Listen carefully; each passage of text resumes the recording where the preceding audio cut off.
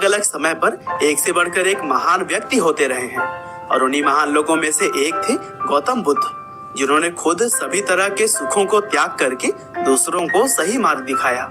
और अगर यह कहें कि अपने महान विचारों के दम पर उन्होंने दुनिया में कई सारे अच्छे परिवर्तन लाए, तो यह भी कोई गलत नहीं होगा। गौतम बुद्ध ने हमेशा ही सत्य और अहिंसा को अपने जीवन का मुख्य आधार माना और उन्होंने दूसरों को भी इसी रास्ते पर ही चलने के लिए प्रेरित किया। वैसे यूं तो गौतम बुद्ध एक राज परिवार में जन्मे थे और उनके जीवन में कभी भी किसी तरह की कमी नहीं थी, क्योंकि वह जो भी चाहते वह तुरंत ही उनको मिल जाता था। लेकिन इसके बावजूद उन्होंने दिव्य ज्ञान की खोज में इन सभी सामाजिक सुखों को त्याग दिया और फिर अपने महान विचारों को बांटते हुए उन्होंने भगवान का दर्जा प्राप्त किया। तो चलिए दोस्तों, आज की इस वीडियो में हम जानते हैं महात्मा बुद्ध की पूरी कहानी। तो दोस्तों, इस कहानी की शुरुआत होती है करीब 563 ईसा पूर्व से, जब कपिलवस्तु के पास लुम्बिनी नेपाल में गौतम बुद्ध का जन्म हुआ था। उनके बचपन का नाम सिद्धार्थ गौतम है और वह राजा शुद्धोधन और महारानी महामाया देवी के घर में पैदा हुए थे। दरअसल उस समय की परंपरा थी कि जब भी बच्चों का जन्म करीब होता था तब महिला अपने मायके आ जाती थी।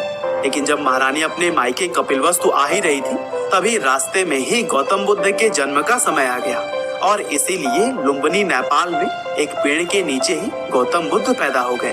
हालांकि जन्म के 7 दिन बाद उनके माँ की मृत्यु हो गई थी। लेकिन जब बुद्ध जी को राजा के पास लेकर जाया गया, तब वहाँ पर सभी रीति रिवाजों के साथ बच्चे का नाम सिद्धार्थ रखा गया और इनके नामकरण के दौरान कई नामी साधु संत आए थे, जिनमें से ज्यादातर लोगों ने सिद्धार्थ के बारे में भविष्यवाणी की कि यह महान राजा बनेंगे या फिर एक महान साधु। और फिर माँ की मृत्यु के बाद से सिद्धार्थ का पालन पोषण उनकी मौसी महाप्रजापति गौतम ने की। और दोस्तों, सिद्धार्थ के पिता उनको बचपन से ही एक महान राजा बनाना चाहते थे और इसीलिए उन्होंने सिद्धार्थ को धार्मिक ज्ञान से बचपन में दूरी रखा। लेकिन सिद्धार्थ बचपन से ही काफी दयालु थे और वह किसी को भी दुख नहीं पहुंचाना चाहते थे, यहाँ तक कि वह खेलते समय जानबूझकर खुद ही हार जाया करते थे। और दोस्तों, जब उनके चचेरे भाई देवदत्त ने एक हंस को अपने बाण से घायल किया था, तब उस हंस की रक्षा भी सिद्धार्थ ने की थी। और शायद यह कहानी आप लोगों में से ज्यादातर लोगों ने तो जरूर ही सुनी होगी। और यही सभी बातें ही तो थी जो कि सिद्धार्थ को बाकी लोगों से अलग बनाती थी। हालांकि जब सिद्धार्थ 16 साल के थे, तब उनकी शादी राजकुमारी यशोधरा से कर दी गई और फिर इसी समय से ही वह लगातार कई सारे धार्मिक सवालों के जवाब ढूंढने लगे। और फिर अपने युवावस्था में जब वह बाहर निकलकर जनता के बीच गए, तब अपनी इस यात्रा में उन्होंने बीमारी, बुढ़ापा और सांसारिक दुखों की तरह ही बहुत सारी ऐसी बातें जानी जिसके बारे में उन्हें पहले कभी भी पता नहीं था। और फिर अपने पिता के विरुद्ध उन्होंने एक रात महल छोड़ने का फैसला ले लिया और फिर बाहर आकर उन्होंने निश्चय किया कि वह दिव्य ज्ञान की प्राप्ति करेंगे। और दोस्तों, यहीं से शुरू हो गई सिद्धार्थ गौतम की गौतम बुद्ध बनने की यात्रा। वह महल से निकलकर सबसे पहले अनोमिया नदी के तट पर पहुंचे, जहां उन्होंने अपने पहले बाल कटाए और फिर साधु के कपड़ों में आ गए। और फिर इसके बाद वह राजा गांव पहुंचे, जहां पर भिक्षा मांगने लगे।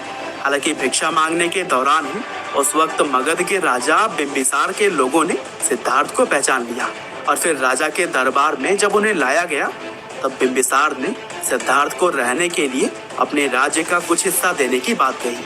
हालांकि गौतम बुद्ध इस सामाजिक लालच में कहाँ आने वाले थे, उन्होंने बिंबिसार से सहायता न लेने की बात कह दी। और फिर वहां से निकलने के बाद गौतम बुद्ध जाने माने योग और मेडिटेशन के 2 टीचर से शिक्षा प्राप्त की और फिर काफी सालों तक कठोर तपस्या करने के बाद उन्होंने सही तरीके से ध्यान लगाना शुरू कर दिया। और फिर बोधगया पहुंचकर एक पीपल के पेड़ के नीचे बैठ लगातार 49 दिनों तक जब उन्होंने ध्यान लगाया, तब उन्हें दिव्य ज्ञान की प्राप्ति हुई। और ऐसा अनुमान लगाया जाता है कि उस समय गौतम बुद्ध की उम्र 35 साल थी और फिर इसके बाद से ही 80 साल की उम्र तक वह प्रचार प्रसार करने में लगे रहे। और इस दौरान उन्होंने अपने बहुत सारे फॉलोअर्स भी बनाए, जो कि उनके दिखाए गए मार्ग पर चलते रहे। और दोस्तों, आज का समय भी अगर देखा जाए तो गौतम बुद्ध के फॉलोअर्स की संख्या करोड़ों में है, जिसमें कोरिया, चीन, जापान, भारत और नेपाल जैसे देशों के बहुत सारे लोग आपको देखने को मिल जाएंगे। और दोस्तों, आज भी गौतम बुद्ध के द्वारा दी गई शिक्षा लोगों को इंस्पायर करती है। उम्मीद करते हैं कि राजकुमार सिद्धार्थ से भगवान बुद्ध बनने तक की यह कहानी आपको जरूर ही पसंद आई होगी।